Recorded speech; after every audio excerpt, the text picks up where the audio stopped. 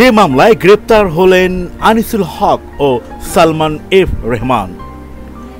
বৈষম্য বিরোধী ছাত্র আন্দোলন চলাকালে ঢাকা কলেজের সামনে ছাত্র ও হকার নিহত ঘটনায় নিউ মার্কেট থানায় 2টি মামলা করা হয়েছে।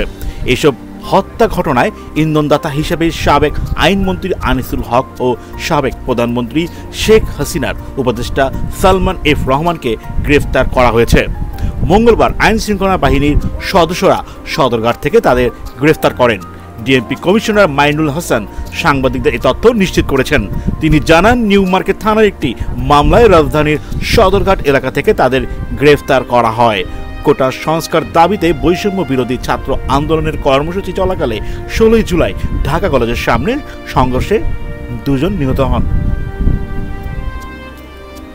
একজন ছাত্র আর একজন হকার। এই ঘটনায় নিউ মার্কেট থানায় 2টি হত্যা মামলা দায়ের করা হয়। এসব হত্যার ঘটনায় ইন্ধনদাতা হিসেবে গ্রেফতার হলেন সালমান এফ রহমান ও আইনমন্ত্রী আনিসুল হক।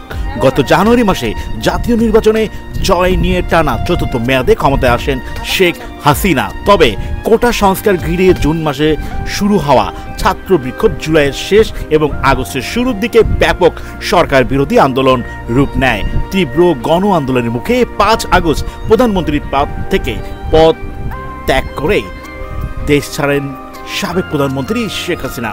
শেখ হাসিনার সরকারের পতনের পর আওয়ামী লীগের শীর্ষ নেতাদের অনেকেই দেশ ছাড়েন। অনেক এমপি মন্ত্রীও রয়েছেন আত্মগোপনে।